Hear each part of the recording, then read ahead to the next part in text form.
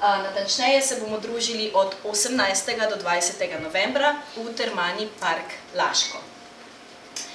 Zadaj vidite, spet se nam obeta zelo pestro tridnevno dogajanje. Nekatere prireditve, ki se bodo odvile, so plenarni dan Dnevov slovenskega turizma in pa svečana prireditev s podelitvijo najvišjih priznanj z področja turizma. Potem 71. gostinsko-turistični zbor v organizaciji Turistično-gostinske zbornice Slovenije, strokovno srečanje gostincev s podelitvijo priznanj v organizaciji Obrtno-podjetniške zbornice Slovenije, Moja dežela in srečanje turističnih društev v organizaciji Turistične zveze Slovenije, dogodek IT Tour v organizaciji STO in pa JRE Akademija. Osrednja tema letošnjih dnevov slovenskega turizma je turizem z načrtom za gostoljubno in trajnostno prihodnost. Tantum verde lajša bolečino in oteklino pri vnetju v ustni votlini in žrelu. Pred uporabo natančno preberite navodilo. O tveganju in neželenih učinkih se posvetujte z zdravnikom ali s farmacevtom. Onitek zdravilni lak za zdravljenje zmernih do blagih glivičnih okužb nohtov. Brez piljenja, brez odstranjevanja laka. Onitek. Resne težave imajo lahko tudi enostavno rešitev. Pred uporabo natančno preberite navodilo. O tveganju in neželenih učinkih se posvetujte z zdravnikom ali farmacevtom. Pred nami so torej 14. dnevi slovenskega turizma in izjemno sem vesela, da bodo tudi tokrat potekali v tesnem sodelovanju z vsemi ključnimi institucijami, kar je nekako osnova, da lahko skupaj naslavljamo pomembne teme, ki so v turizmu. In tokrat bo to, kot rečeno, trajnost in pa gostoljubnost, se pravi turizem z načrtom. In zakaj poudarjamo dejansko prav ti dve temi? Najprej trajnost. Slovenija je naredila res velike korake na področju trajnosti. Nenazadnje bila je prva zelena destinacija na svetu 2016 in v zadnjih letih pa opažamo seveda, da tudi druge destinacije delajo uspešne korake na tem področju, napredujejo na področju trajnostnih pristopov in vprašanje seveda se zastavlja, kako ohraniti našo konkurenčno prednost oziroma jo celo povečati.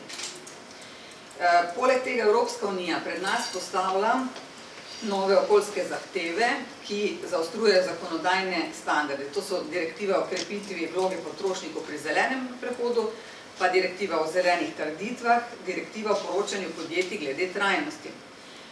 Po palici pa nas k trajnosti spodbuja tudi korenček. Raziskava Euromonitor nam razkriva, da je skoraj 80% popotnikov pripravljenih plačati vsaj 10% več za trajnostna potovanja kljub vedno večjim življenjskim stroškom. Nenazadnje imamo tukaj generacijo Z, ki so zelo, torej ne dopuščajo zelenega zavajanja. In vse to moramo imeti v mislih pri nadaljnjih korakih.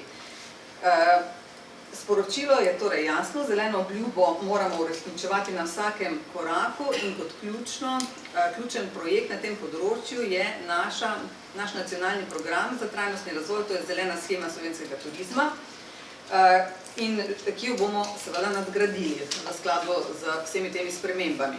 Že letos smo optimizirali standard Green Destinations, ki je hrbtenica trajnostnega ravnanja, razširili smo kategorije in pa vključili nove certifikate za ponudnike.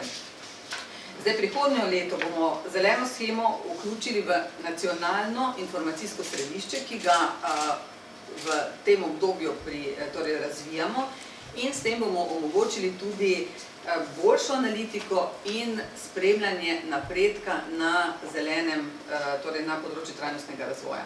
Medtem ko do leta 2026, ko bo pa že v veljavo vstopila nova evropska zakonodaja, pa bo ustrezno prilagojen tudi model zelene sheme in pa podeljevanje zelenih znakov.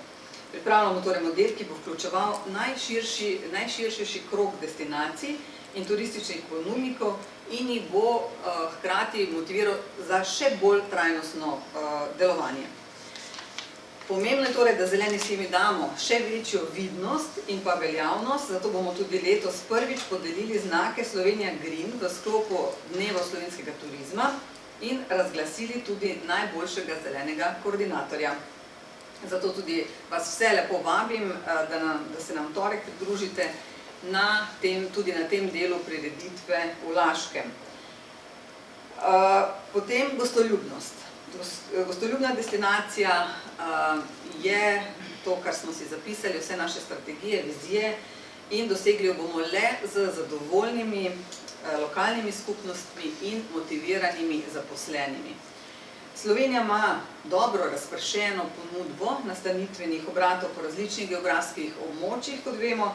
Podatki kažejo, da še imamo prostor za rast turizma, vendar izven glavne turistične sezone in pa v manj obremenjenih destinacijah. Ankete o zadovoljstvu prebivalcev z razvojem turizma na nekaterih destinacijah pa nas že opozarjajo, da morajo destinacije v načrtovanje turizma bolj intenzivno kot doslej vključevati lokalne skupnosti, skupaj z njimi oblikovati nek optimalni model. Tako da vesela sem vseh aktivnostih, tudi partnerskih institucij, ki delajo na področju, vsak na svoj način, vsak pri sebi prispeva k večji gostoljubnosti. Učinke bomo merili še bolje z nacionalnim informacijskim sistemom, ki bo tudi nam dal podatke za boljše odločanje na vseh področjih in na vseh nivojih. Potem pa še digitalizacija. Digitalizacija je ključno orodje, ki nam pomaga na poti do bolj trajnostne in bolj gostoljubne destinacije, in tukaj naj izpostavim dogodek IT Tour, ki bo organiziran s strani Slovenske turistične organizacije v sredo in bo tudi letos namenjen prepoznavanju najboljših digitalnih praks v slovenskem turizmu, in tudi tukaj vas lepo vabim, da se nam pridružite. Torej, če povzamem, uspeh je odvisen od sodelovanja vseh deležnikov, dokazali smo, da znamo sodelovati, in to je dejstvo, ki je tudi, to moramo omeniti, danes pretekli teden, ker smo gostili res ekskluzivni dogodek Virtuoso Chairman's Event, za katerega smo si prizadevali kar nekaj let. Tukaj je bilo več kot 200 najvplivnejših turističnih, torej lastnikov potovalnih agencij iz Amerike, pretežno luksuznega turizma, in v 4 dneh smo jim predstavili praktično celotno Slovenijo kot destinacijo trajnostnih, butičnih, avtentičnih doživetij, in najbolj jih je navdušilo ravno to, kako smo vsi skupaj stopili, sodelovali pri tem dogodku, se pravi in javni in zasebni sektor. To so bile besede njihovega predsednika.